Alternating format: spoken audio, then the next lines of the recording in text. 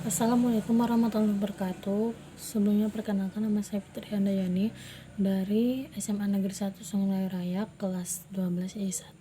Di sini saya mau mempresentasikan atau menjelaskan tugas PPKN yang diberikan Bu Indri, yaitu materinya tentang bab 2, perlindungan dan penegakan hukum di Indonesia.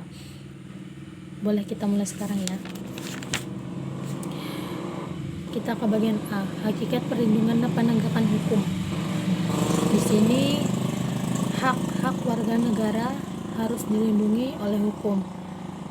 Terus yang pertama kita bahas konsep perlindungan dan penegakan hukum. Di sini perlindungan hukum dan penegakan hukum merupakan satu rangkaian. Maksudnya perlindungan hukum dilakukan dalam rangka mencegah terjadinya pelanggaran hukum. Dicegahnya tuh untuk mencegah terjadinya pelanggaran hukum, dalam pemerintah membuat peraturan perundang-undangan sebagai acuan warga bertindak dan kehidupan sehari-hari. Di sini perlindungan hukum. Perlindungan hukum adalah pihak yang bertanggung jawab dalam menjamin hak-hak warga negara. Jaminan atas hak yang warga negara tidak bisa diperoleh sekadar janji secara lisan dari pemerintah. Di sini undang-undang merupakan rangkaian peraturan secara tertulis yang dibuat lembaga berwenang berisi aturan tertentu yang bersifat memaksa serta mengikat orang-orang tertentu. Di sini sudah dijelaskan dalam Undang-Undang Nomor 39 Tahun 1995 tentang Hak Asasi Manusia. Peraturan yang dibuat dalam bentuk undang-undang yang bersifat memaksa atau mengikat. Terus kita bahas lagi tentang penegakan hukum. Tujuan pemerintah membuat peraturan perundang-undangan salah satunya untuk melindungi hak-hak warga masyarakat. Peraturan disebut sesuai kondisi hukum dan tata masyarakat Indonesia. Di sini penegakan hukum dilakukan oleh orang-orang tertentu yang diberikan hak oleh peraturan perundang-undangan sebagai penegakan hukum. Di sini terus apa lagi ya? Nih. Perlindungan dan penegakan hukum sangat penting bagi masyarakat Indonesia. Indonesia sebagai negara hukum dan menjunjung tinggi hak asasi manusia, memberi perhatian pokok pada perlindungan dan penegakan hukum. Di sini udah dijelaskan dalam Undang-Undang Dasar Republik Indonesia tahun 1945 ya, tentang keberadaan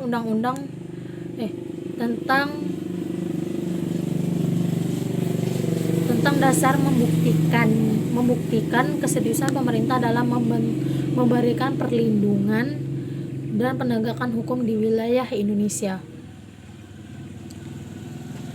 Di sini ada contoh pasal secara hukum menunjukkan pada perlindungan dan penegakan hukum antara lain pasal 1 ayat 3, pasal 27 ayat 1 dan pasal 28 dan pasal 28A sampai 28J. Berikutnya 2. Pentingnya perlindungan dan penegakan hukum. Di sini A. Tegaknya supremasi hukum. Hukum dibuat untuk memberikan jaminan terhadap hak-hak negara yang negara dan pemerintah. Hak-hak tersebut tidak boleh dilanggar. Di sini maksudnya tidak boleh dilanggar itu tidak mensalahgunakan peraturannya maksudnya. Terus yang B, tegaknya keadilan. Tujuan hukum adalah memberikan rasa keadilan kepada semua pencari keadilan. Wujud dari keadilan yaitu warga negara dan pemerintah mendapatkan hak dan kewajiban secara teratur. Pelaksanaan dipengaruhi oleh dua faktor yaitu faktor penegak hukum dan masyarakat.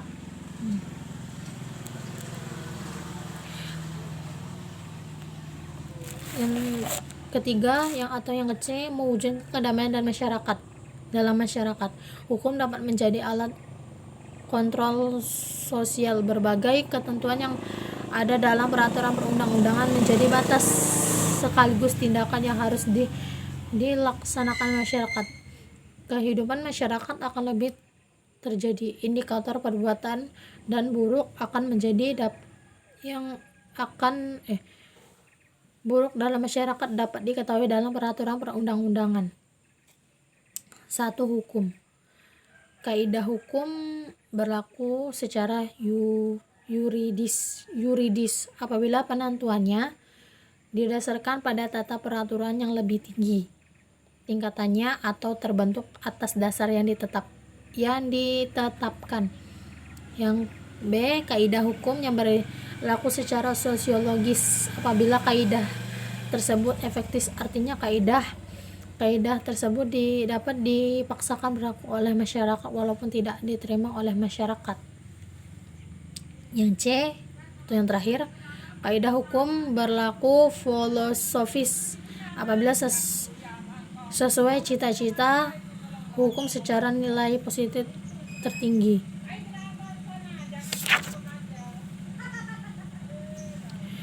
Kedua, penegak hukum. Penegak hukum memiliki kewajiban menegakkan hukum. Setiap aparat penegak hukum harus memiliki sifat yang baik agar penegak hukum bisa berjalan baik. Di sini penegak hukum contohnya hakim ya. Hakim adalah aparat penegak hukum yang bertugas memutuskan perkara dalam persidangan pengadilan. Di sini dijelaskan dalam Undang-Undang Nomor 48 Tahun 2009 tentang kekuasaan kehakiman dikenai istilah hakim dan hakim konstitusi.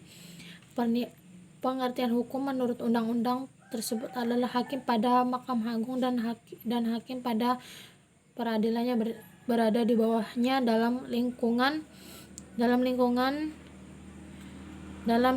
peradilan hukum, lingkungan peradilan agama, lingkungan peradilan militer, dan lingkungan peradilan tata usaha negara. Terus yang berikutnya, sarana dan fasilitas. Yang ketiga, sarana dan fasilitas sangat penting untuk mengefektifkan suatu aturan tertentu. Di sini udah dijelaskan contohnya dalam pasal 49 Undang-Undang Nomor 22 Tahun 2009 tentang lalu lintas dan angkutan jalan berisi sebagai berikut. 1. Kendaraan bermotor, kereta gandengan dan kereta tempelan yang impor dan dibuat atau dirakit di dalam negeri yang akan dioperasikan dan diwajibkan diuji pengujiannya. Yang kedua, pengujian sebagai dimaksud dalam ayat 1 meliputi uji tipe dan uji berkala. Yang keempat, masyarakat merupakan salah satu yang mempengaruhi efektivitas suatu pemerintah atau peraturan. Yang kelima, kebudayaan merupakan hasil karya atau rasa dan cipta yang didasarkan pada karsa masyarakat. Kebudayaan muncul dalam kehidupan sosial masyarakat. Yang ketiga, dampak tidak ada perlindungan dan penegakan hukum di Indonesia. Masyarakat yang merasa haknya tidak didapatkan karena berbagai alasan dapat dilindungi hukum. Seperti halnya maksudnya seseorang mendapatkan kerugian material dengan adanya pencurian di rumahnya. Harta benda harus dicuri. Korban merasa hak untuk mendapatkan rasa aman tidak didahulukan dengan adanya pencurian.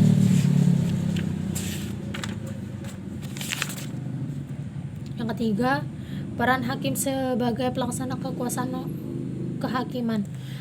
Lembaga peradilan adalah lembaga yudikatif yang bertugas menegakkan hukum dan keadilan. Lembaga peradilan Indonesia dibagi menjadi dua, mahkamah dan mahkamah, yaitu Mahkamah Agung dan Mahkamah Konstitusi. Mahkamah Agung adalah lembaga peradilan tertinggi dalam lingkungan peradilan umum. lingkungan peradilan agama, lingkungan peradilan militer, lingkungan peradilan tata usaha, lingkungan peradilan umum terdiri atas perlindungan pengadilan negeri dan pengadilan tinggi. Lingkungan peradilan agama terdiri atas pengadilan agama dan pengadilan tertinggi agama. Hakim adalah pejabat peradilan negara yang diberikan wewenang oleh undang-undang yang untuk mengadili. Dalam undang-undang kekuasaan kehakiman, hakim wajib menggali, mengikuti, dan memahami nilai-nilai hukum dan rasa keadilan yang hidup dalam masyarakat. 4. Peran advokat dalam penegakan hukum. Di sini advokat yang dimaksud adalah orang yang berprofesi memberikan jasa hukum, baik dalam maupun di luar pengadilan untuk memenuhi persyaratan berdasarkan Undang-Undang Nomor 18 Tahun 2003 tentang advokat. Terus yang kelima, peran Komisi Pemberantasan Korupsi atau KPK. Komisi Pemberantasan Korupsi atau KPK merupakan lembaga negara yang dalam melaksanakan tugasnya dan wewenangnya bersifat independen dan bebas dari kekuasaan manapun. Di sini Komisi Pemberantasan Korupsi dapat melaksanakan tugasnya dan wewenangnya didasarkan pada asas sebagai berikut. Pertama, asas kepastian hukum. Asas kepastian hukum adalah asas dalam negara hukum yang mengutamakan landasan peraturan perundang-undangan, kepatutan, dan keadilan dalam sesuai kebijakan menjalankan tugas dan wewenang KPK. Yang kedua, keterbukaan. Asas keterbukaan adalah asas yang membuka diri terhadap hak masyarakat untuk memperoleh informasi yang lebih jujur atau benar. Yang ketiga, akuntabilitas. Asasnya yaitu asas yang menentukan bahwa setiap kegiatan dan hasil akhir kegiatan Komisi Pemberantasan Korupsi harus dapat dipertanggungjawabkan. Yang D, kepentingan umum. Asas kepentingan umum adalah asas yang mendahulukan kesejahteraan umum dengan cara aspiratif, akomodatif, dan selektif. Yang E, proporsionalitas. Asas proporsionalitas adalah asas yang mengutamakan keseimbangan antara tugas, wewenang, tanggung jawab, dan kewajiban Komisi Pemberantasan Korupsi. C, kita membahas C lagi, dinamika pelanggaran hukum. 1. Berbagai kasus pelanggaran hukum. Di sini ada berbagai lingkungan dalam pelanggaran hukum. 1. Di lingkungan keluarga dulu ya kita bahas ya. Pelanggaran di lingkungan keluarga secara terjadi baik disengaja maupun tidak disengaja. Contohnya melanggar perintah orang tua. 2. Nah, kita tuh nggak boleh melanggar perintah orang tua. Yang kedua, menonton acara televisi sampai larut malam. Di sini dalam arti menonton acara televisi sampai larut malam tuh maksudnya begadang ya, nggak boleh kayak gitu tuh. 3. Menonton acara televisi yang tidak sesuai usia anak-anak. Biasanya kan di TV itu kan ada itu kan kayak tulisan RBO, terus D atau U atau SU, maksudnya SU itu kan semua usia, berarti bisa ditonton semua usia. Kalau RBO kan remaja bimbingan orang tua, berarti harus nonton misalnya itu filmnya film dewasa, berarti kita harus dibimbing oleh orang tua. Kalau D berarti dewasa, hanya untuk orang dewasa saja. Terus yang keempat, mengganggu anggota keluarga. Yang kelima, bangun kesiangan karena malas belajar. Di sini nih malas belajar tuh diakibatkan oleh itu loh. Malas belajar tuh rasa canggung diri. Terus B, di lingkungan sekolah. Di lingkungan sekolah merupakan institusi formal yang dalamnya terdapat peraturan. Contohnya terlambat datang ke sekolah. Di sini pasti kita kan pernah terlambat sekolah kan. Terlambat sekolah pasti ada sanksinya juga atau hukuman. 2, tidak mengerjakan pekerjaan rumah. Nah, siapa yang nggak pernah mengerjakan PR?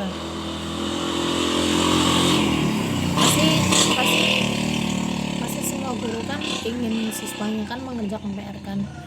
Pasti ada kan siswa yang belum mengerjakan PR tiba-tiba mengerjakan dadakan dalam kelas sama kawannya, tidak mengikuti upacara, membuang sampah sembarangan. Nah, di sini ini emang di sekolah emang nggak boleh buang sampah sembarangan, harus tertib di sekolahan tuh. C, di lingkungan masyarakat ada lingkungan yang lebih luas daripada lingkungan keluarga dan sekolah. Contohnya mangkir tidak tugas ronda malam. 2, mengganggu tetangga. 3, tidak toleran dengan tetangga. 4 main hakim sendiri. 5, tidak mengikuti kerja bakti. 6, tidak menjaga kebersihan lingkungan. Terus 2, macam-macam sanksi atas pelanggaran hukum.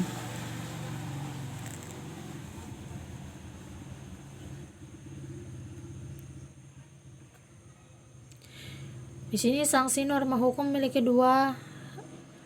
daya mengikat yang lebih nyata daripada norma lainnya. Sanksi norma hukum bersifat tegas dan nyata.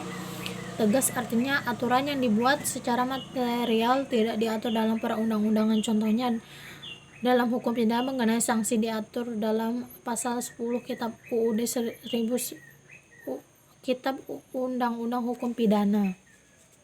3, partisipasi dalam perlindungan dan penegakan hukum. Sistem hukum Indonesia juga mengakomodasi perlindungan hukum bagi pelaku kejahatan. Para pelaku kejahatan mendapat hak-hak tertentu selama masa pemeriksaan sampai pelaksanaan putusan pengadilan.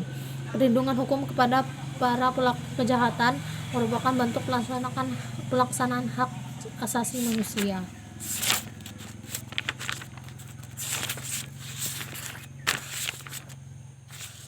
Yang A, kepatuhan terhadap hukum di lingkungan keluarga. Keluarga atau agen sosialisasi pertama bagi anak. Lingkungan keluarga bisa menjadi lingkungan utama dalam memberikan pendidikan budaya tertib hukum. Di sini kita sebelum masuk ke lingkungan masyarakat atau lingkungan bangsa dan negara, kita dimulai dalam lingkungan keluarga. Di sini kita dilatih untuk melatih mental kita dalam lingkungan keluarga. Contoh dalam kepatuhan terhadap hukum di lingkungan keluarga yaitu menaati perintah orang tua. 2, menerima hukuman apabila melakukan kesalahan. 3, melindungi anggota keluarga dari perbuatan tidak menyenangkan dan dilakukan anggota keluarga. Yang B, kepatuhan terhadap hukum di lingkungan sekolah. Di sini yang kedua kita akan membahas kepatuhan terhadap hukum di lingkungan sekolah. Jadi contohnya mempelajari pendidikan Pancasila dan kewarganegaraan. Atau di sini kita kan di sekolah pasti ada pelajaran PKN kan. Di situ PKN tuh mengajarkan kita tentang budi pekerti yang luhur bagi bangsa dan negara Indonesia. 2, membantu temannya sedang kesusahan. 3, melaksanakan hukum atas kesalahan yang telah dilakukan. 4, memberikan hukuman kepada peserta didik yang melanggar tata tertib sekolah. C, kepatuhan terhadap hukum di lingkungan masyarakat. Contohnya menyerahkan pelanggaran hukum kepada polisi. 2, mengaktifkan kegiatan siskamling. 3, membantu tetangga yang sedang kesusahan. Yang terakhir di sini kepatuhan terhadap hukum di lingkungan bangsa negara. Contohnya menaati rambu-rambu lalu lintas. Di sini kita tuh nggak boleh melanggar rambu-rambu lalu lintas, memiliki kartu tanda penduduk atau KTP, membuat surat izin mengemudi ketika menggunakan kendaraan bermotor, menjaga fasilitas umum. Kelima, mengikuti kegiatan pemilihan umum. Sekian penjelasan dari saya, mohon maaf bila ada salah kata. Saya akhiri, selamat pagi dan wassalamualaikum warahmatullahi wabarakatuh.